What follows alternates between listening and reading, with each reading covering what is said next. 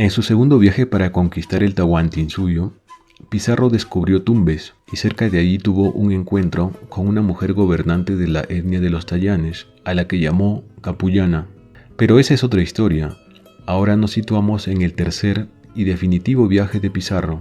Era aproximadamente el mes de abril del año 1531, en inmediaciones de lo que ahora es Guayaquil, Ecuador. Un gobernante llamado Tumbalá lo invitó a visitar su reino de islas, una de las cuales se llamaba Puná, la cual formaba ya parte del territorio incaico. En Puná, los españoles, al parecer, cegados por su ambición, cometen abusos contra sus anfitriones, se apoderan de su oro y abusan de sus mujeres. Esto desata un conflicto relatado en el libro La Guerra de los Viracochas del desaparecido historiador Juan José Vega Bello. En la misma Puná, donde están desembarcando los castellanos, se apreciará ya la crisis interna, la agudísima división existente en el seno de la sociedad inca. El curaca Cotoir, uno de los 7 señores de la isla, recibió a Francisco Pizarro con muchas fiestas. Los españoles pudieron apreciar allí cuán regiamente vivían los nobles, en palacetes muy hermosos y con un harem selecto que custodiaban celosamente unos eunucos.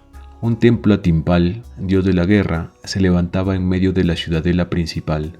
Puná no era lugar del todo asimilado a la vida incaica. Allí sobrevivían costumbres ya desaparecidas en provincias asimiladas desde tiempo atrás al imperio de los incas. Dentro del océano de pueblos distintos que conformaban el Tahuantinsuyo, Puná, al igual que otras regiones sojuzgadas por los incas en tiempos recientes, conservaba bastante el régimen antiguo preincaico. Reacios a toda sujeción imperial, los curacas de Puná, tras resistir tercamente a Huayna Cápac, se rebelaron también contra Atahualpa. Ya vencidos por el usurpador quiteño, su agresividad los llevó a sublevarse por segunda vez, apenas aquel, o sea Atahualpa, abandonó la costa para ascender a los Andes.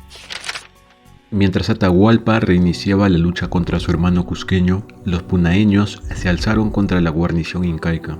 Luego pasaron al ataque sobre Tumbes. No obstante, la rebelión contra Quito y la dinastía Urín, los jefes punaeños no devolvieron la libertad a varios orejones cusqueños. Quizá trataban aquellos curacas de recobrar su autonomía al amparo de la prolongada lucha fratricida entre los hijos de Huayna Cápac. Habían combatido contra Quito, pero no parecían dispuestos a retornar bajo la égida cusqueña.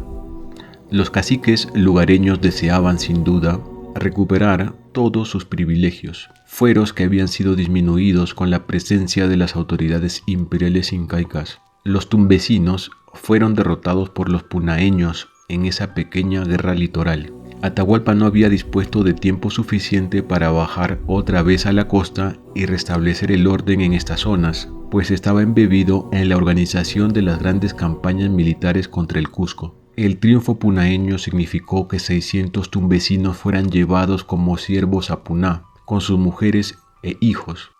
Cuando los castellanos desembarcaron en la isla, hacía ya varios meses que sus curacas gozaban de plena autonomía y celebraban sus victorias. Se inicia la lucha.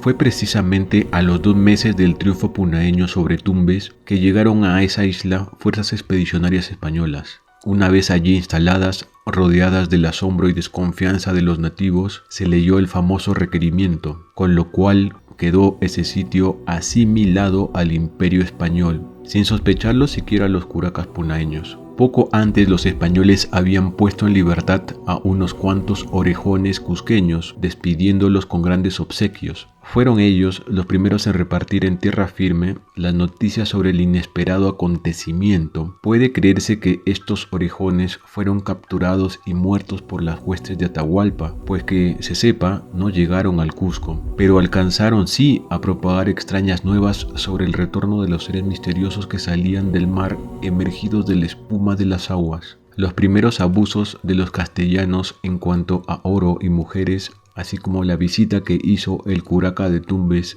Chirimasa, llevó a los jefes panaeños a tramar la muerte de los extraños. Por su reducido número, parece una empresa fácil. Fue así como una mañana avanzó confiado mucho número de indios, todos con sus armas y otros instrumentos que traen en sus guerras. Otros con mucha música desembarcaron desde sus balsas de guerra. Una espantosa carnicería pone rápidamente fin al encuentro, cuando los atacantes, gracias a la sorpresa, habían ya tomado parte del campamento español. Su formación, que era ligera, se deshace ante el ímpetu de la caballería pesada de los castellanos. En varias embarcaciones, igualmente, 700 flecheros habían intentado asaltar las carabelas. Los desdichados no conocían aún el poder de la pólvora y el acero. Son rociados con las ballestas y los arcabuces, mientras los indios auxiliares ayudaban a ponerlos en derrota. Tales desastres no desalentaron a los punaeños. Retirados a la maleza, prosiguieron una lucha de guerrillas. Vendrán luego 20 días de expediciones punitivas de los castellanos, amparados en sus indios centroamericanos. La liberación de los tumbesinos.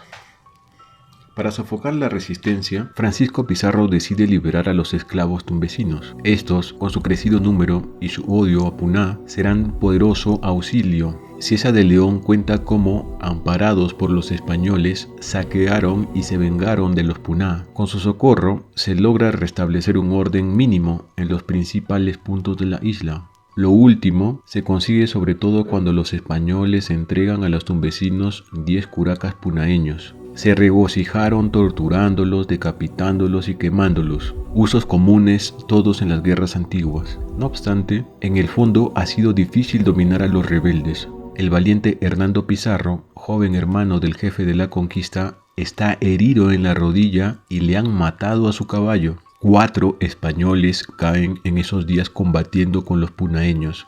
Varios caballos también mueren a consecuencia de las heridas, sobre todo de las flechas. Francisco Pizarro hace enterrar secretamente a los corceles para que los indios enemigos no se enteren de que pueden ser muertos. Ya en Puná aflora la perdición del Tahuantinsuyo. Indios combaten fieramente contra indios. Mientras tanto, en los Andes, Atahualpa está desorientado, no es religioso y hasta se lo podía considerar un hereje. No cree en mitos, pero la presencia de los misteriosos seres de ultramar lo desconcierta por completo. No sabía qué actitud adoptar. Se limitó a pedir informes mientras proseguía con su empresa esencial, vencer a su hermano Huáscar Inca. Siguió reclutando gente para enviarla hacia el sur. La guerra recrudecerá en las serranías.